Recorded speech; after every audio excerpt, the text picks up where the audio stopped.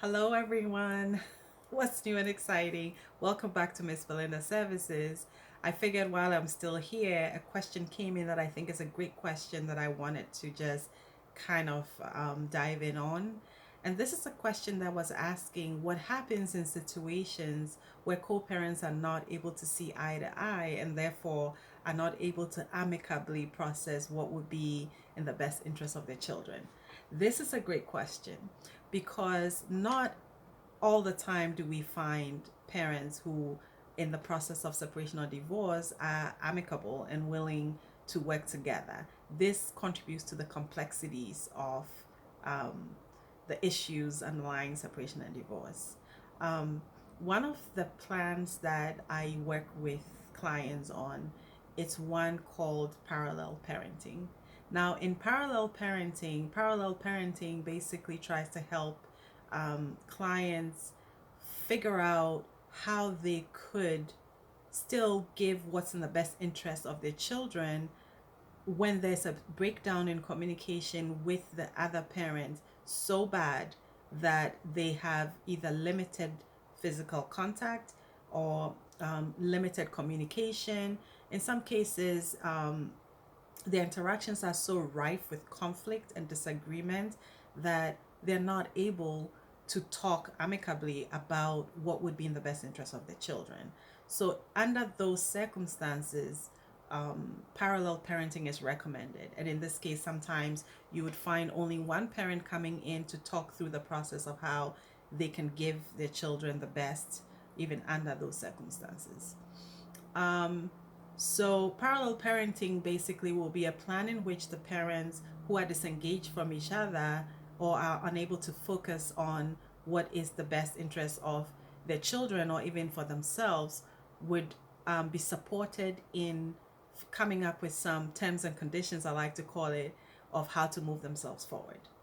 So, a couple of pointers that I have, that I've just come up with that I think can help people in understanding their process even when they go through parallel parenting.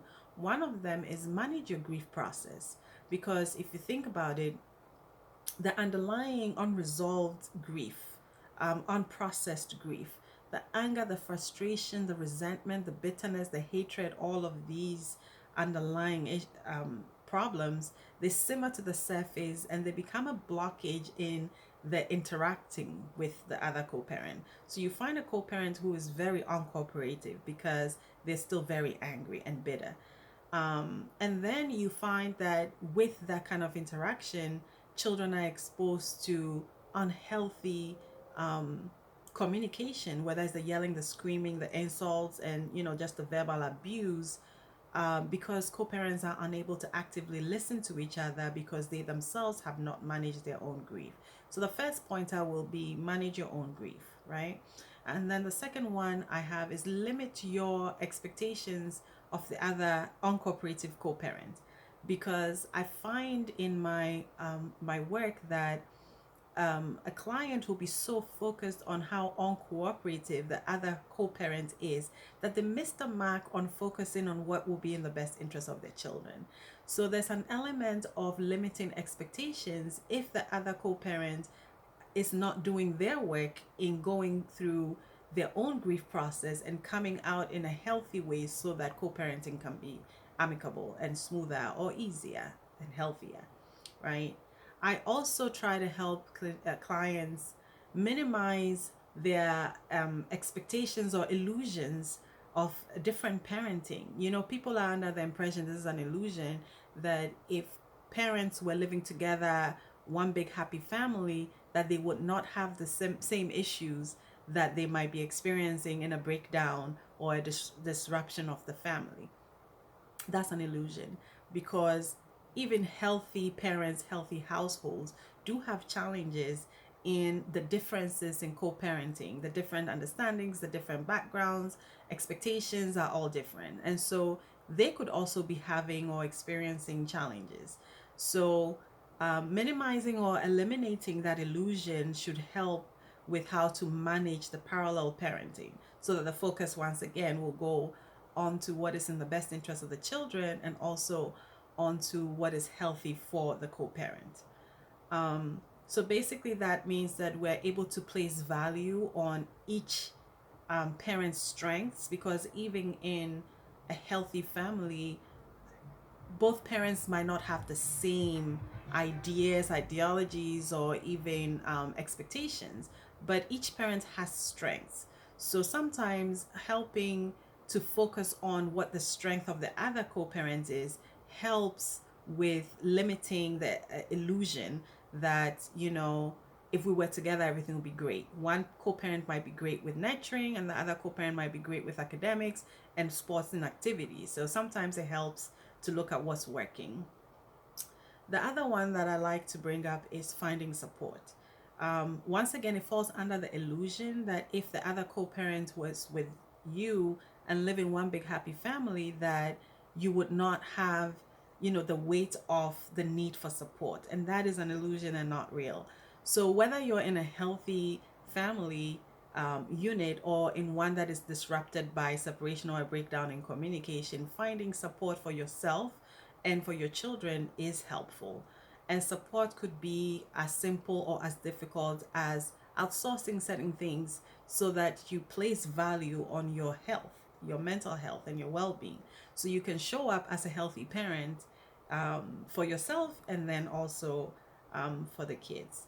And that rolls over into increasing your self care. So there's a lot of other practices that you can do which would help manage the parallel parenting. If you take care of yourself, whether is what do you do in between custody when the kids are with the other parent, what do you do with yourself to help you reset, to help you kind of revamp and get ready, because there's always nuances and challenges even when kids are going in between homes and how they come back and need to be reset, right? So there's a lot that happens in there. So self-care is also another angle at which we can look at how we can manage parallel parenting. And then finally, I just want to also say let's focus on the wins, because human beings are very fond of focusing on what's not working. We love to throw a pity party and we love to wallow in misery, you know? So the support in parallel parenting helps us figure out what is working, what are the wins, so that in spite of the challenges, we're able to shift focus to the wins and we're able to practice things like gratitude or practice things like just awareness of what is working to limit just that element of angst or the element of, misery, which impacts how we show up and how we are co-parenting or parenting, period, right? So I hope that that answers the question. Basically, yes, in the event that parenting is challenging because the co-parents are not able to co-parent amicably, there is a plan for parallel parenting that helps to still put the best interest of the kids to the forefront and to ensure that they are able to have a successful, thriving environment where they feel safe and secure. So once again, I hope that that helps and answers the question. If you have any further questions, feel free to drop me an email at missbelindaservices@gmail.com or on the website missbelindaservices.com, or also on any of the handles at miss.belindaservices. Once again, have a good one. Thank you for listening, and I'll talk to you all soon.